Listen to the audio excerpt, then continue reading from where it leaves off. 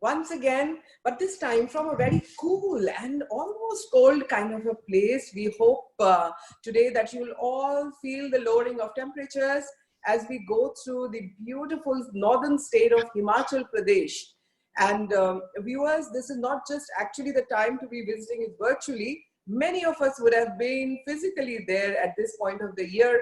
However, this year, COVID is just keeping us home, learning and teaching us on how to discover India in different ways than by traveling, but traveling in times to come. And I'm sure very soon we'll be driving down, we'll be flying out, we'll be taking trains, we'll be doing all that to visit our incredible country. I'm not going to speak a lot on Himachal today because we actually have three, or should I say four presenters actually today. And so there's lots to see.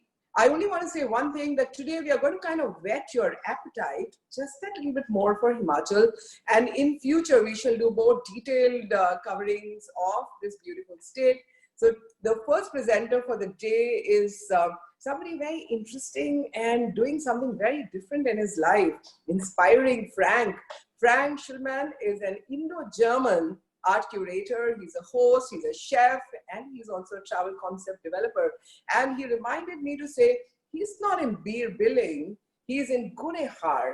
And so don't confuse the two places. It's like saying Jaipur and Samod are one. No, they certainly are not.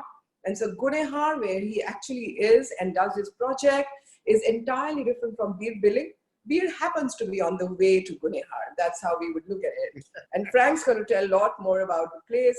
After Frank, taking us through Himachal Pradesh is Ankit.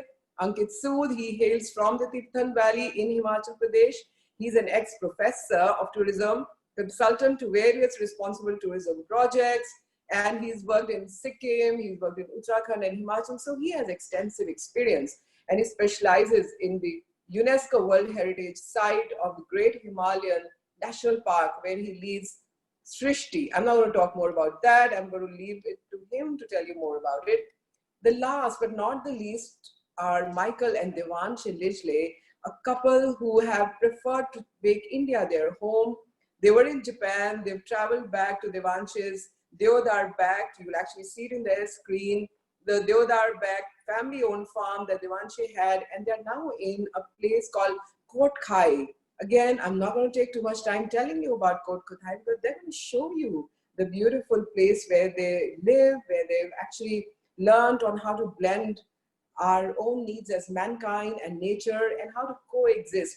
And isn't that one of the biggest learnings that today, as we beat COVID, on how to create that sustainable world and to learn to live together with nature in its beautiful forms. So viewers, enjoy Himachal with us today. And if there are any questions, keep asking, and do travel as soon as it's safe enough to travel. Frank, the web stage is all yours. Thank you. I'm first going to try to. Frank, somewhere along the way, we hope you're also going to share with everyone, because we get people tuning in from all over the world as to what is it about India that made you make India and Gunehar your home? Well, some of it I'll be getting into during my presentation, but generally I am half Indian. So there has always been an Indian connection. I've always been coming. And now during the last 12 years, of course, I got more deeply involved. So it's a country I love. And yeah, that would be the reasoning. To be billing only this much, that the whole valley that we are in one corner of it, by now has gotten the beating. Every village has its unique and different. So that's what I meant. Anyway, I'm going to start my presentation now. And I am extremely excited to have been invited to represent a state that I love very much, Himachal, and the village I have made my home for the last 12 years, which is Gunehar, and of course the Four Tables project, which I have initiated. It is great that this edition of the webinar is focusing on a few smaller, lesser known destinations, because the larger ones are already well known. And I think that after COVID, we will all have to reassess the entire, travel industry travel experience. So to start with smaller places, uncrowded places, I think is an excellent idea.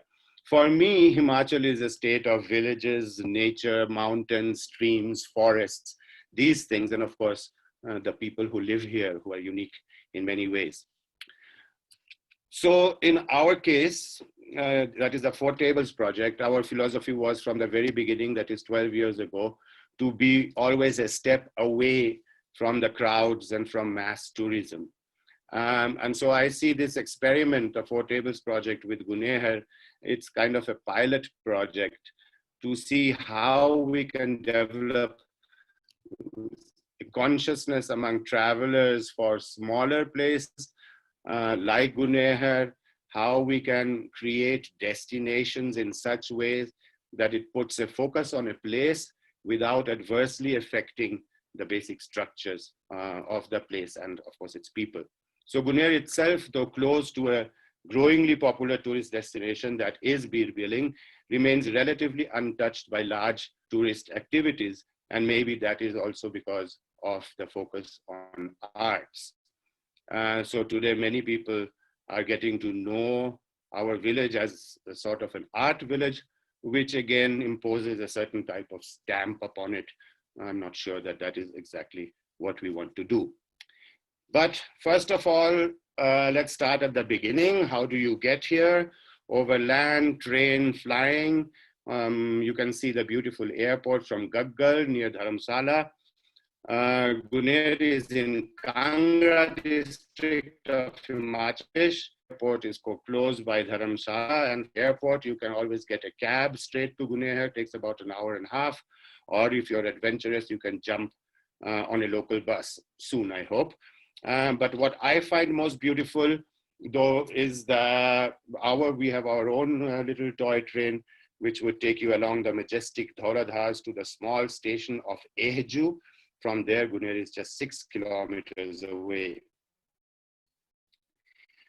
On this, you can see where Bir is, and Gunehar is just next to it. Dharamshala is on the top, Mandi on the bottom, so it's like about 70 kilometers from each point. And the whole area, as I have already said, is called, known by now as Bir Biling, though actually this rather large valley consists of many small villages set among fertile agricultural land, tea fields, and forests. The area has been a destination for people interested in Tibetan Buddhism since a couple of decades now, and in recent years also because of paragliding. That is how Bir Biling is associated. And our village is at the eastern end of the valley. You can see that in the yellow, and it is just 2 kilometers from Bir center. So to give an idea of the surrounding area landscape, I'm going to now show a little video, which I hope will be played now. This is a video that is we did with a drone during our last program, and it shows the area beautifully from the top. And there is a song by an old man who was part of one of our projects as well. We had a musician who was here and taking local songs and mixing them with blues tracks. So I mixed this up together to give you a good an impression of Gunehar. I hope it starts now. What you see here on the picture, at the bottom, the houses, the green roofs, and the other slate roofs, this is Gunehar, and you can see all the fields. In the back, where you see a bigger cluster, this is Bir. So, we are actually, there are lots of forests. Yeah, I hope the film starts.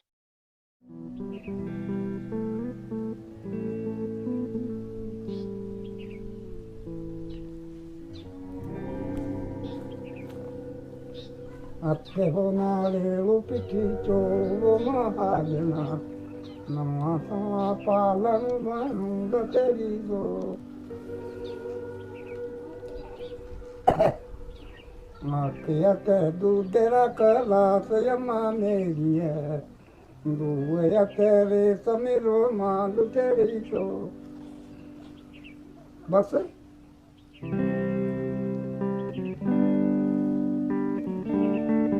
Huh?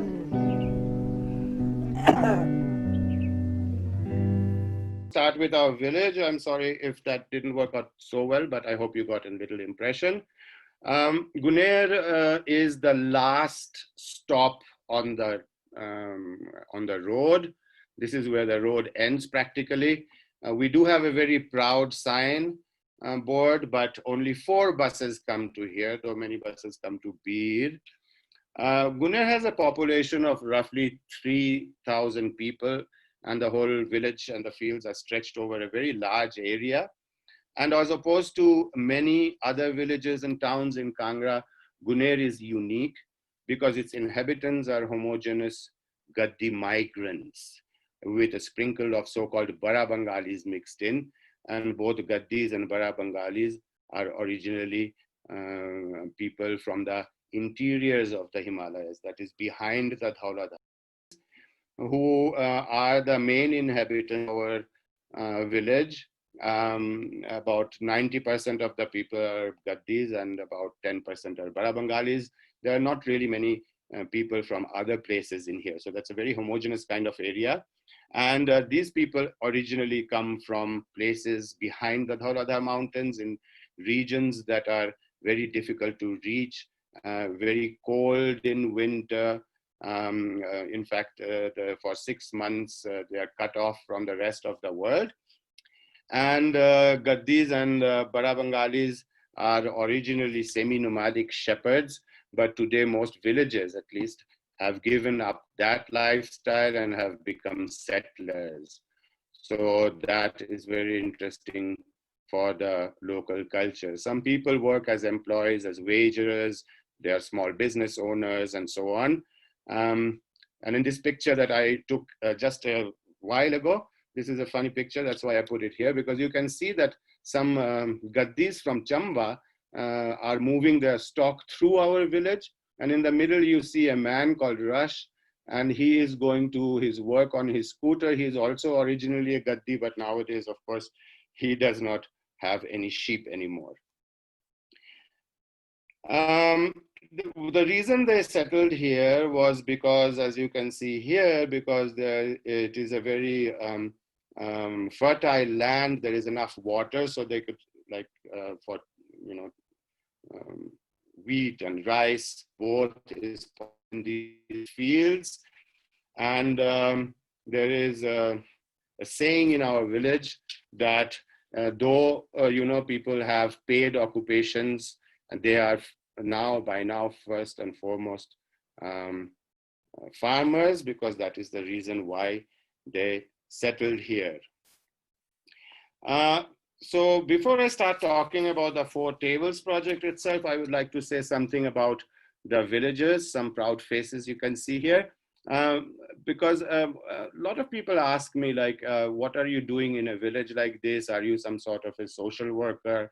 And to which actually my normal answer is that, our villagers do not actually need any working upon. What I really love about the people here is their sense of dignity. They are grounded, as I find, in a solid psychological knowledge of their own worth. In all these years, for instance, I have never found them submissive in any way, but also never arrogant. So for me, it is easy to live as equal among equals here. It is a lovely place to be with people who are very dignified. So now I'm going to talk a little bit about the Four Tables project, which has become synonymous with the village. This is, of course, because we have very consciously held all our art events within the boundaries of the village, and the villagers have been part of the process every step of the way.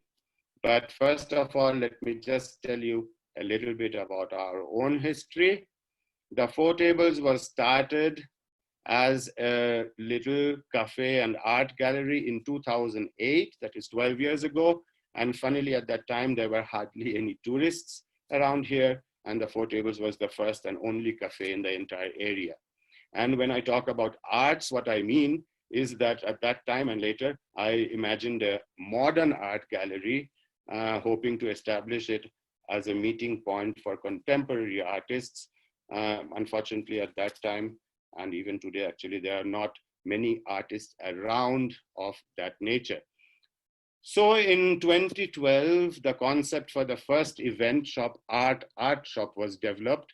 The idea was to have contemporary artists envision a piece of artwork they would want to create in a village, but without having been to the village. So that kind of shows you of how urbanites would think or in a village would be. And then the most interesting projects were invited for a whole month in 2013 to work in different empty shops across the lower part of the village. The interaction of the artists with the villagers and the reaction of the villagers to the artists and their work became an overarching theme. It started with the villagers giving us their empty spaces for free so that projects could be spread across the entire village. On this picture, you can see how we had distributed the shops 4, 3, and so on. The first edition of Shop Art Shop surprisingly became a huge success, with not just with the villagers, but also with people from the entire valley, but also beyond, or from all over India. The final week was organized as an art festival. I'll be showing a little video right now after I finish this sentence. The final week was organized as an art festival with theater, music concert, film screenings, local culture programs, and so on and so forth. And here is a little video that you watched from the last, from the closing ceremony of that year's festival. If you could have that video.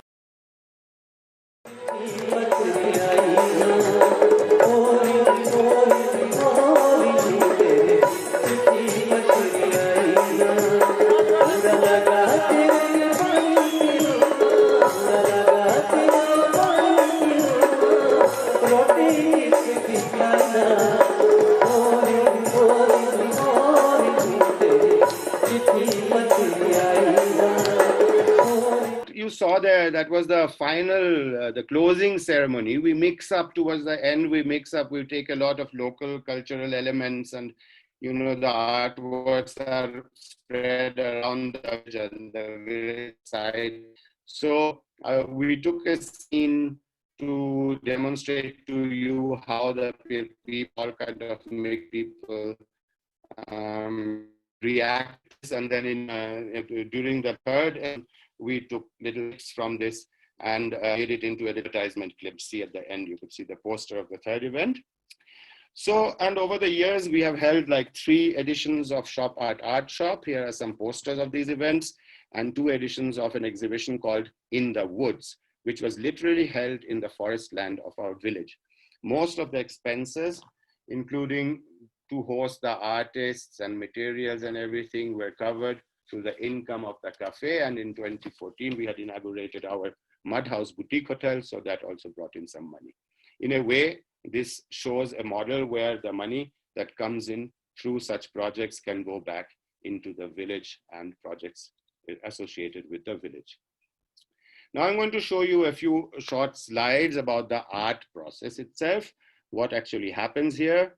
Artists are given, or they choose, a space which they turn into their temporary art studios.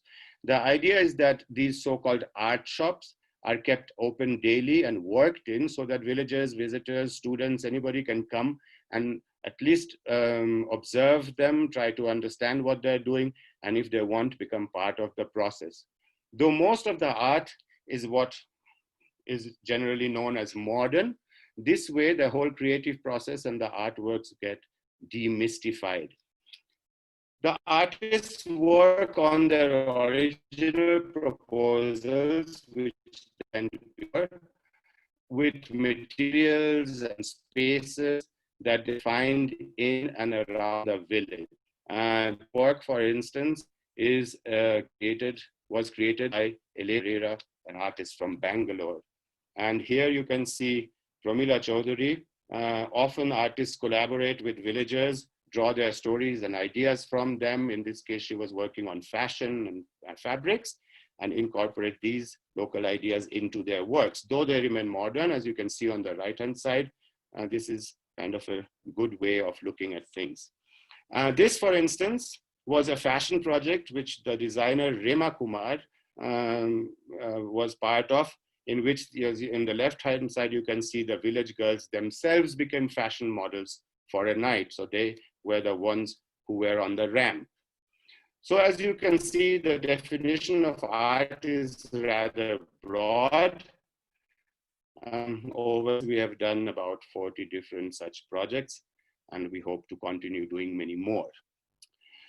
The whole event is actually, or can be seen as a joint venture between Four Tables and the artists and the villagers themselves. When the final open air festival comes, the week I was talking about, the villagers, by the way, call it their Mela. The visitors start arriving, and everybody in our village, all artists and all of us, are extremely excited and also very proud. But then everything in the village goes back to ever had happened. This is the thing that I find most exciting, and that like bores some ways. When this come during this time, outside civil times, they made some traces of artworks around the village. And as you can see on the right side, we also have by now a Gunehar art museum, which depicts some of the works that have been created here. But actually, we are really surprised that they cannot find some famous art village, because again, the phrase art village is nothing but in perception. So we always need to put a stamp on something. This is an art village, this is a culture village, this is this and that. So they can't really find it unless they go to the gallery or they walk through the village a little bit. So normal times, our village is extremely laid back, charming, with people going about doing their everyday things. People are generally very open if you show genuine interest in them, but I must say that they are sometimes wary of urban pretensions. It is very easy to get to know them, visit their homes, learn about their lives, take part in their culture. You can see here many different aspects I can't really go into now.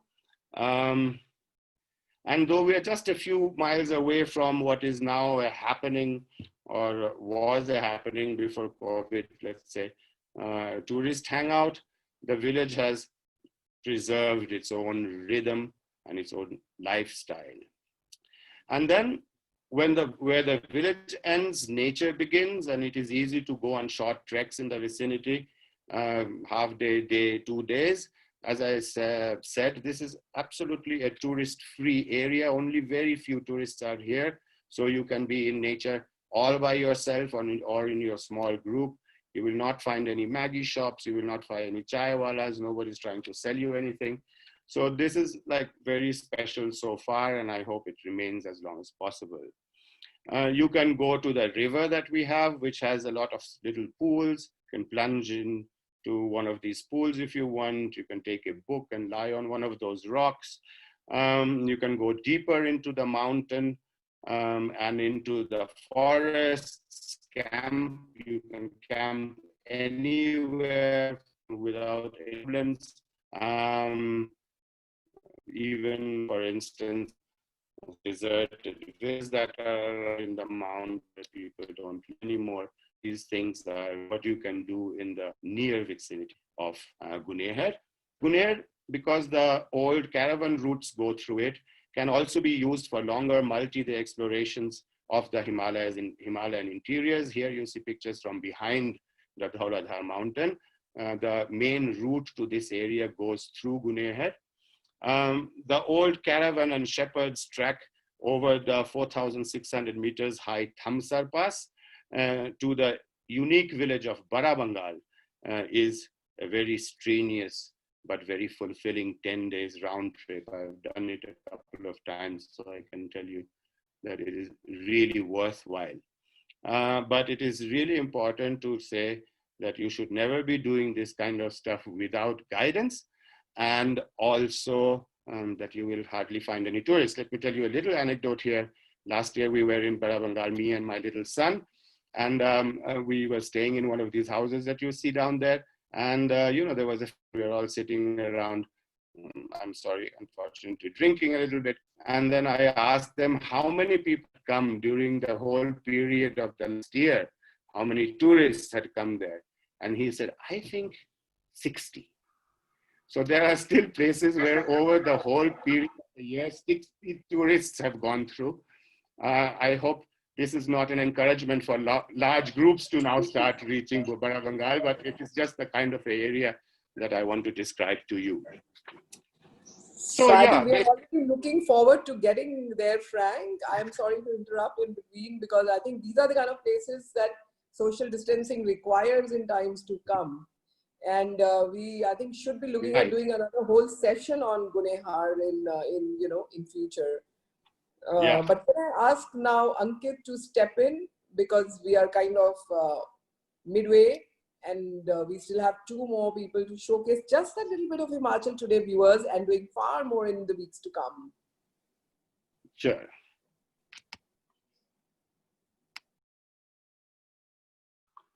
So good morning, everybody. Is the screen visible? Yes. Great. So thank you, Frank, and a very warm welcome to Team Incredible India and viewers logged in from all over the planet. Now, in the next 10 minutes, I'll just shorten my time. We'll take you to the World Heritage Site of the Great Himalayan National Park and the hidden valley, which is called Himachal's best kept secret, called Tirthan Valley. Now, as you can see, the Great Himalayan National Park consists of 4 valleys, in which there is the Tirthan Valley, the Sange Valley, the Jivanal Valley, and the Parvati Valley. It is pretty accessible from all sides. One can fly into Kullu or drive up from Chandigarh, Manali, or Shimla, or take an overnight Volvo bus from Delhi, which brings you to this UNESCO World Heritage Site. Now, the Tirthan Valley is basically surrounded by a lot of hidden places, and some of them are already on the world map, which shows places like Jalori, Shoja, Jibi, Gosheni, and there are many other hidden places. And it is also the gateway into the Great Himalayan National Park. The national park is basically spread over an area of 754 square kilometers and is bordered by the Pin Valley National Park and the 4 wildlife sanctuaries. And together they form one of the biggest Himalayan biospheres for wildlife migration. The park can only be accessed by foot. So you can see all this, but you can only go on trek to this park, which keeps it very pristine and only invites serious visitors to visit it. Just to reach the boundary of the park from all 4 valleys, you have to trek from for about half a day just to reach the gate of the national park.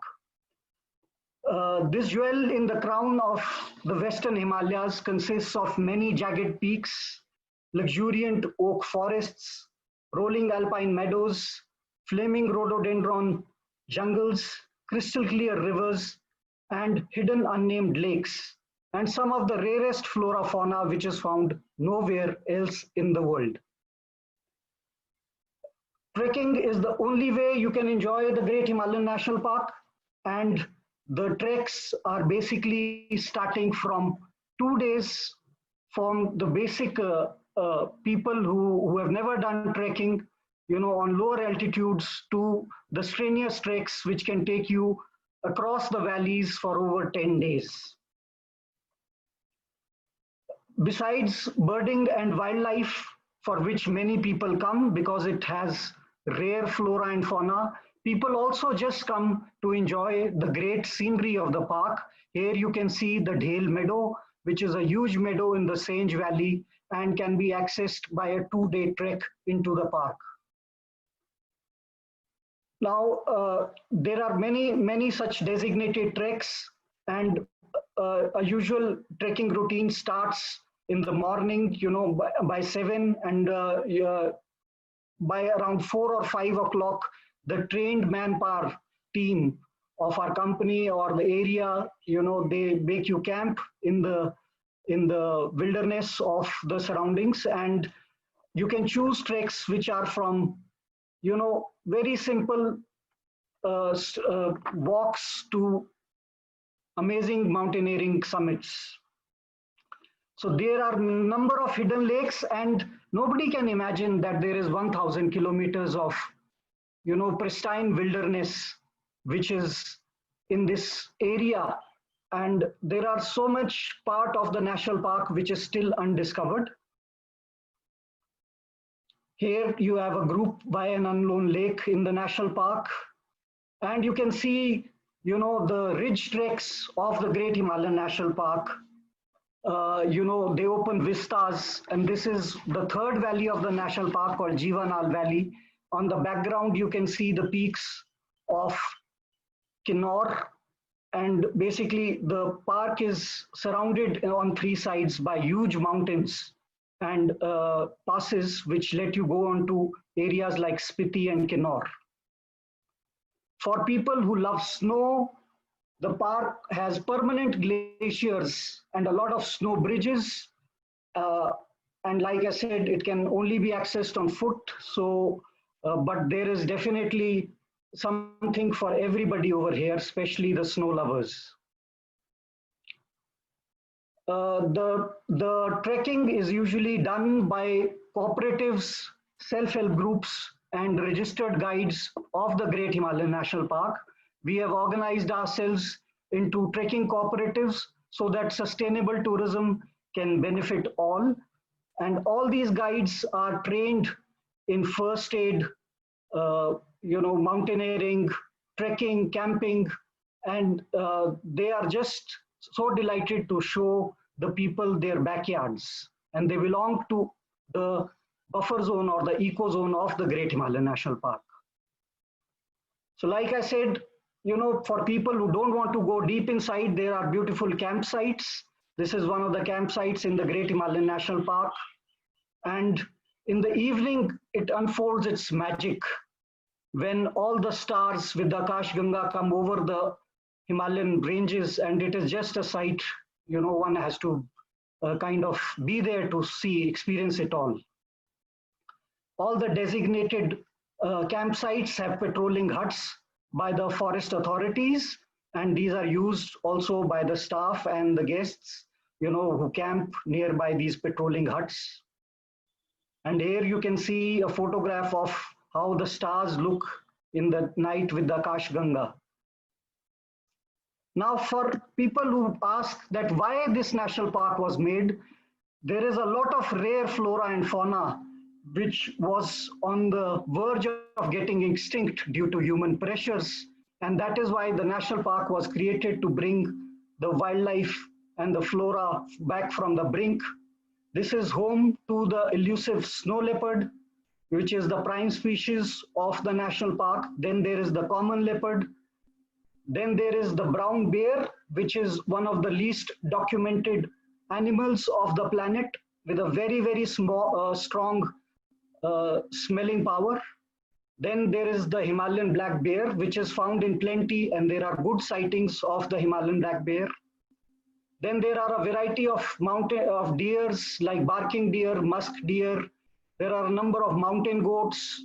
Ghural is very commonly seen in the Great Himalayan National Park Conservation Area. The Parvati Valley also is home to ibex. This is a photograph of a female ibex. There are herds of blue sheep, which is prey to the snow leopard, and in the winters, as these herds come down, so does the snow leopard, and there are good chances of sighting. There is also a variety of other small animals like flying squirrels, Himalayan pit viper snakes, and a number of amphibians and reptiles. This is also known as the western tragopan, this bird, and it is endemic to the national park and is only found here and in a very small pocket in Pakistan. The western tragopan is called jujurana, or we call it jujurana, the local people, and juju means bird and rana means king.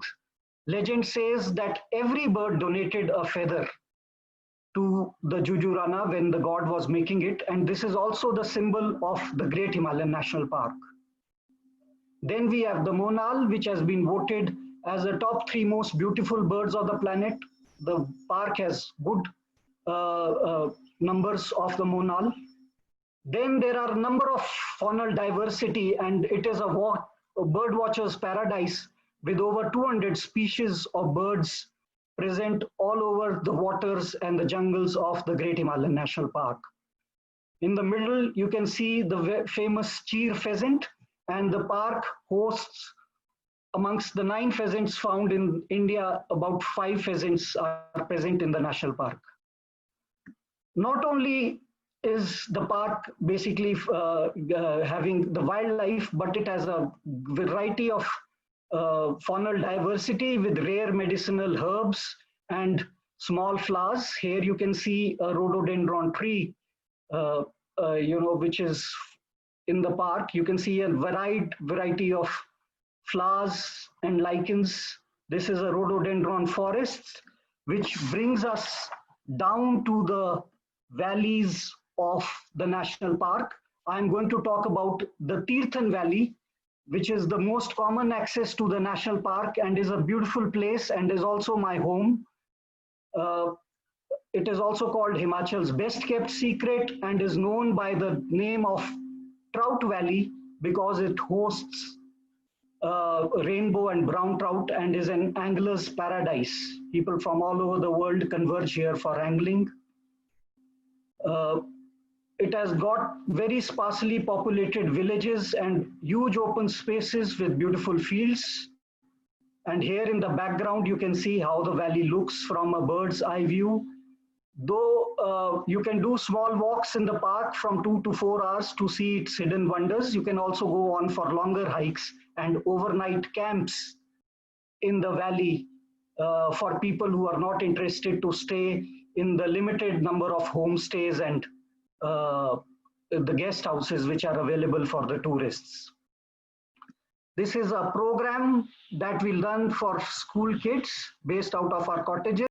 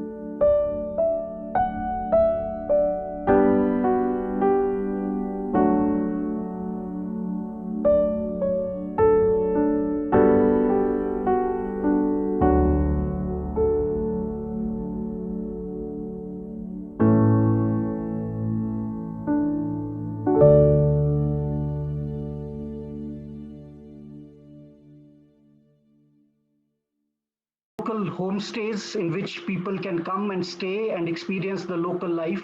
Every village has its own god and goddess, and there are a number of festivals which take place throughout the year.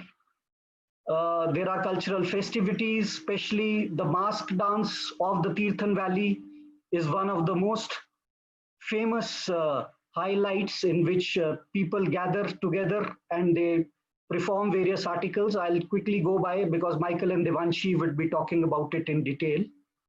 The local dances and music is done by the local people, and we almost find all the guests joining in by the end of the Nati dance, which is the folk dance of Himachal. There are a number of riverside cottages. This is the Sunshine Himalayan Cottage, which is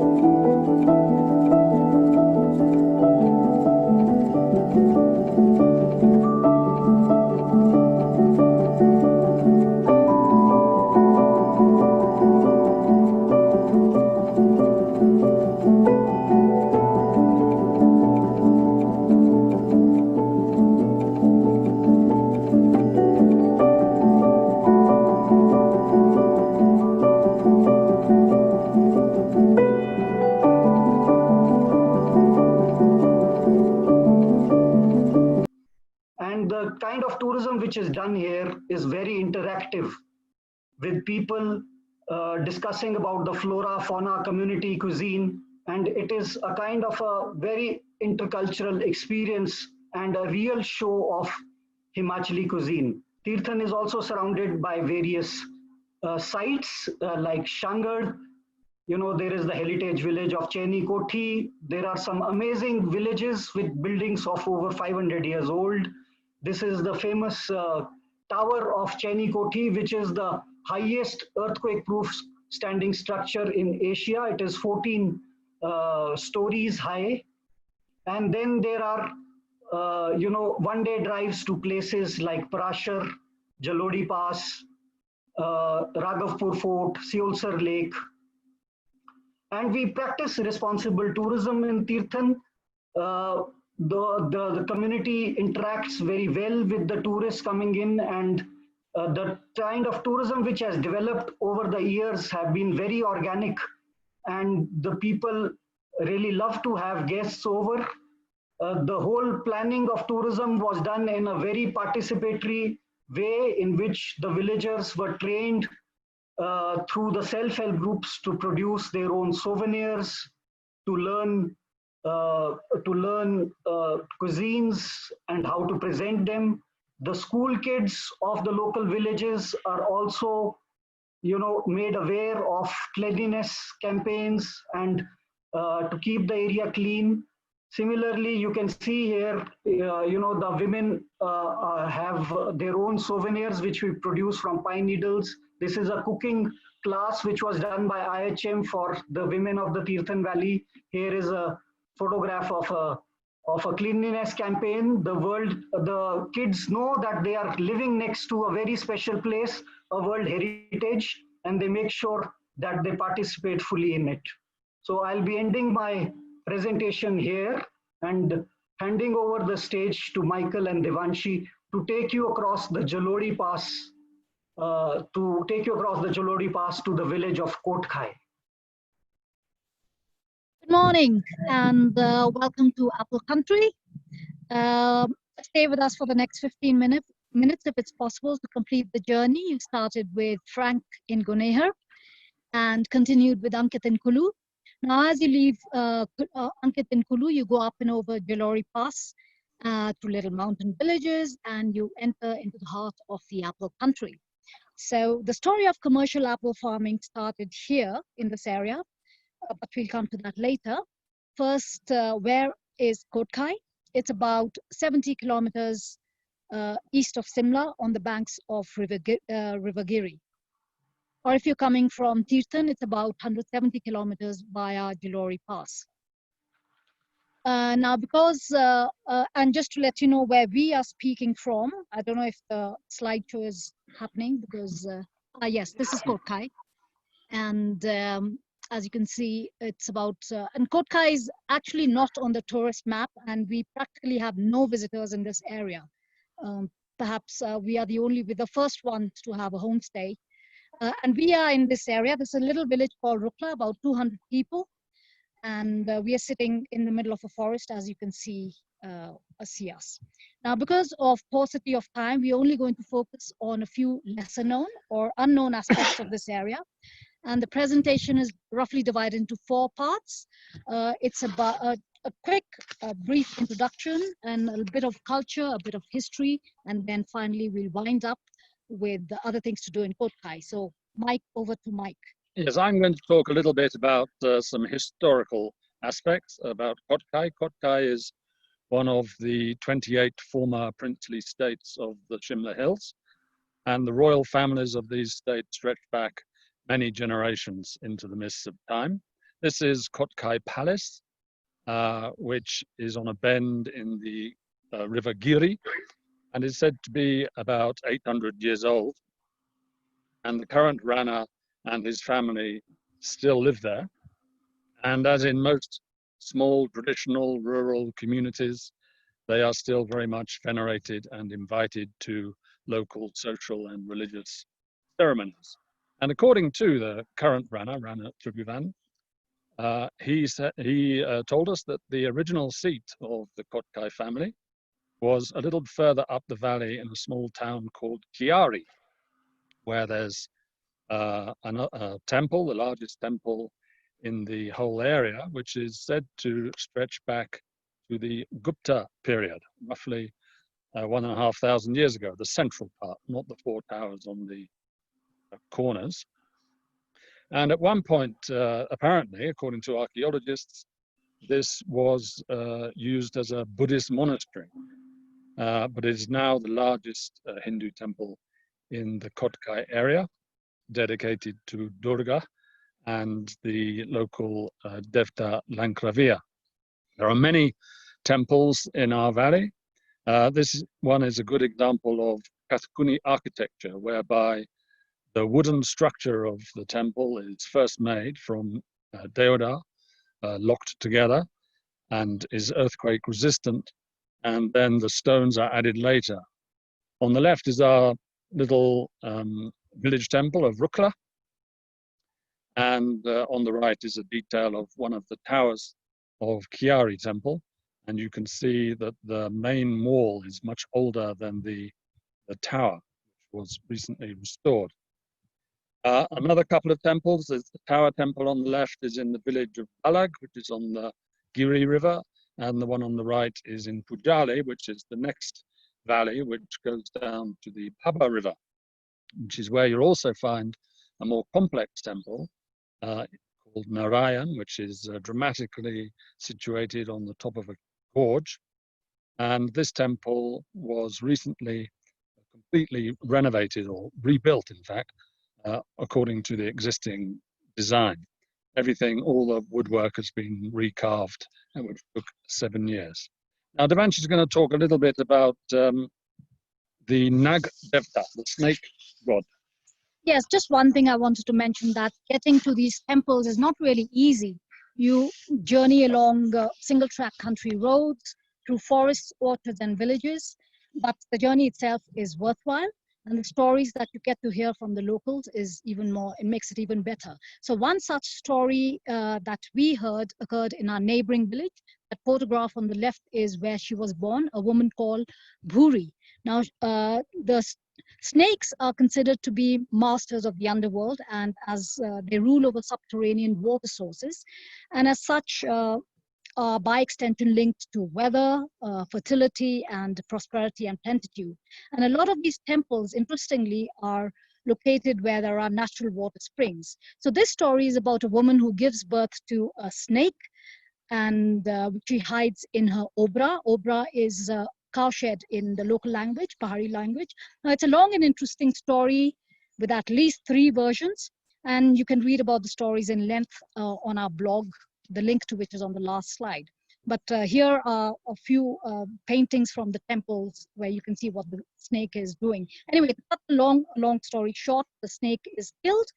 It's chopped into 3 parts, and there are 3 temples across the river in 3 different neighboring villages dedicated to the head. This one is dedicated to the head of the village, head of Nag Devta. It's a beautiful temple, really spectacular. When you stand in front of it, it just takes your breath away. And there's another temple. This one is dedicated to the body of Nag Devta, also beautiful, very intricately carved, maybe not as colorful. So now all stories like this and about other devis and devtas, they are sung by temple musicians in old Pahari dialect. Now, these melodious and haunting song stories or oral histories are passed from generation to generation and kept within the same family of singers. Now, these stories are sung in a keen like this one, and Ankit is going to start the video.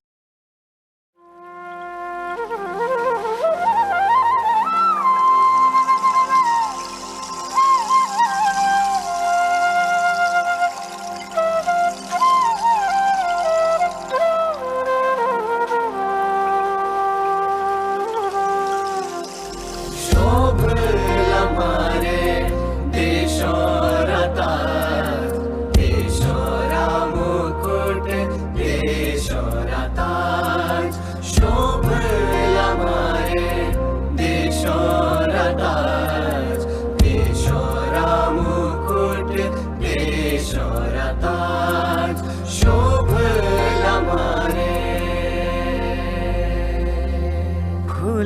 करला फूल टू फूल बाठिया पड़ाश. And they are sung at community functions like called Keen. Now, just as in Kullu Dasera, where there are many gods and goddesses who are invited in ornate palkis, like you can see in the screen, Keen is a smaller community-based function where a local deity is invited by a villager who wishes to thank the god or ask for his guidance, or maybe to even settle a village dispute. Now, the interesting thing about these keens is where communication with the gods is done via oracles called gur. It's actually really nerve-wracking to watch a human being in a possessed trance-like state, talking in an ancient dialect. And apparently they don't know what exactly they have said, once they get out of the trance. So the local community and extended family is also invited to participate in the prayer service, after which everyone sits together for a meal and enjoys. There's also something very similar in Japan. And anyway, we're going to start on a bit about history with Michael now. Yes, I'm going to move on to some outsiders. And although I am currently probably the only non-Asian resident in the Kotkhai area, I'm not the first. Over the centuries, many outsiders traveled along the ancient Hindustan-Tibet road, which runs along the top of the valley just behind us, which also marks the watershed of India. And the territory of the Rana of Kotkhai used to include Kotgar, which is on the Sutlej side of the watershed and the epicenter of apple business in India. And from the mid-20th century, has transformed the economy of Himachal Pradesh. Thanks largely to Sachinand Stokes, who based himself in Kotgar. You can see his house, Harmony Hall at the top, and at the bottom is the hut where apparently he used to sit and write, and it looks down on the Sutlej River. Stokes was an extremely interesting character who started off as an American missionary and then became a Hindu freedom fighter, and ended up being jailed by the British, having worked for them during the First World War and so on. But thanks to him, you can see apples all around the valley. And when you come in April, you'll see apple blossom, although this is cherry blossom. And if you come during the monsoon period, July and August, then you'll see the apples ripening, ready to be plucked. And then during the monsoon, as the apples are plucked, they're packed and sent off, dispatched all around India. And in the winter, then we have snow, which is so important to the apple crop. I don't know why the slides are not moving, but perhaps they will soon. I don't know, Ankit, any reason why the slides aren't moving? Anyway, yeah. I think Michael, one is supposed to get into timelessness when one goes to the mountains, right? Yes. Timelessness. Timelessness. Yes. Yeah. Shall I? I'll carry just on carry waffling, on. shall I? Yeah. Oh, there we are. There we are. Lovely. So the next slide should show, I think it's 25. Yes. So Sam Stokes was integrated into the local community, but another traveller who came along through this area of interest is James Bailey Fraser, the Scottish travel writer and artist who was in India from 1814 to 1821. A very interesting period in Indian history, of course, as the Mughal period started to fade, British got into their stride. He spent 3 months, Fraser spent 3 months at the height of the Gurkha War, traveling through all of this area. So he started, if you look at the map, down in the left-hand corner in Nahan, and then he traveled up around where we are, roughly where the red dot is, Kotguru is Kotkhai, and he continued up to Sarahan on the Sutlej River, and then ended up over at Gangotri in the east. And we became very interested in Fraser when we were in England, because we visited the South Asia Collection, SAC, in Britain, and we saw this print of Kotkhai, amongst others, which was painted by Fraser 200 years ago. And at the bottom of the valley, you can see Kotkhai Palace, and you can just see the then Rana being brought up the mountain to meet Fraser on a palanquin to discuss the Gorkha situation. Of course, at that time, 1815, it was the Gorkha war period, and the whole of Himachal was occupied by the Nepalese. So one thing led to another, and last year we collaborated with the SAC on a project to follow in Fraser's footsteps and document the exact points that he painted 200 years earlier. And Dr. Ben Cartwright of the SAC pointed out that in the early 19th century was an important time in art history generally because of the interest in these kind of spectacular landscapes. And James Fraser and his brother William also commissioned many Indian art. So this is the same view today. So Kotkhai Palace is down there. And by the way, Stokes is supposed to have been the first person to grow apples, but Fraser mentions it 100 years earlier in the Kotkhai area. In all, Fraser sketched 20 views, and it's possible to follow exactly in his footsteps thanks to his very detailed and interesting journal. And many things have changed, but many things are more or less the same. According to William Dalrymple, Fraser's prints have now become a staple of Indian hotels and clubs. And William Dalrymple, of course, is married into the Fraser family. So we followed in Fraser's footsteps. We started off at the Raja of Samor's palace at Nahan. We visited many remote villages. We ended up on a 7-day trek from the source of the Yamuna to the source of the Ganges, on a route only ever used by Gaddis.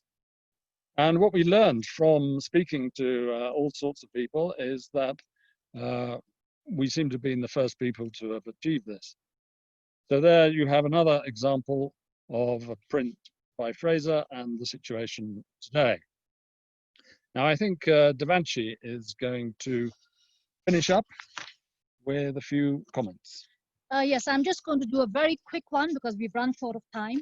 And this is for people who are not interested in temples or history. So Kotkhai offers a lot more for people who love the outdoors. The very fact that we don't live in Japan anymore, and we've made this our home, speaks a lot for it. So there's a lot for nature lovers, rich flora and fauna.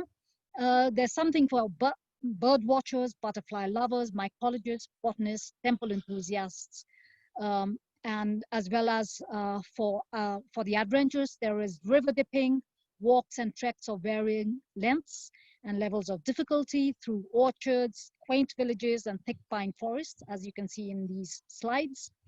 You can also engage in community-based activities with like-minded people, as you can see here. And there are a few farm-based activities that are offered exclusively at Himalayan Orchard with us. For example, cheese, jam, and juice making, maybe even mushroom foraging, and along with a bit of yoga, art and poetry workshops, snake temple tours, and of course, Fraser Trail excursions. So, Ankit, please could you quickly go forward? And okay, so viewers will be there as part of a YouTube collection. So even if you've missed seeing any because of connectivity issues, it's fine, because everything does go back into a repository on the Ministry of Tourism's website. And so you can always revisit all these beautiful places that have been showcased by our three presenters, or four presenters actually, from three different places today.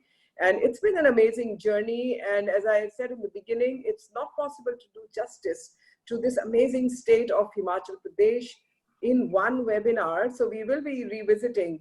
But let me do share with the viewers that this is one of the 11 states of India that is called a hill state, or is part of the northern part of India, how it touches the Himalayas. So that's the kind of touch that we have of the magnificent and the boundless Himalayas for India. And therefore you can choose where to go in the Himalayan region. On Saturday, 13th of June, we are going to remain in the Himalayas because it's so swelteringly hot everywhere else. We're going to take you trekking up the Himalayas, a little bit on to the right, a little bit to the more eastern part, not very east, somewhere mid-east, I would say, we will be trekking. But for today, in case all of you are wondering what all can you do, you've seen you can do art forms, you can go orchards, you can go trekking, you can go visiting the temples. There's paragliding, there's rafting, there are trekking routes, there's skiing that happens. And just go to take oxygen after COVID. That's what the lungs are looking for. We are looking to go to these places that are so green, so amazing, and so clean. Incidentally, viewers, Himachal hosted the first paragliding World Cup in 2015. So as Frank, you already pointed out, we are not trying to add a whole lot of people to Himachal's footprint, but we would be happy if people can go to these lesser known places and explore this beautiful state as we go along. Incidentally, viewers, in November 2019, the Honorable Prime Minister of India also addressed the inaugural session of the Global Investors Meet, and tourism was an important component. So Ankit, can you quickly tell us how to get to Himachal? Well, Himachal is well connected by road, and there are two railway stations. You can come over by train to Shimla, or you can come up to Joginder Nagar by the toy train, which is a delight. Then there are airports. As far as Dharamshala is concerned, there is an airport in Kullu, Shimla, and there is interstate connectivity through Pavanhans helicopters, which fly from one destination to the other. The roads of Himachal are excellent, and they can take you to all corners of the state. And there is much more to Himachal than Manali, Dharamshala, Kullu Manali, and Shimla. And there are a lot of hidden corners. And we would request the participants and the viewers to explore the hidden Himalayas, because that is something which is original and less populated, and you can literally have physical distancing there because you will be the only persons around. So we look forward. Yes, absolutely. In fact, two things which I wanted to share with the viewers today, and that's, where we are loving hosting these Dekho Apna Desh webinars for all of you.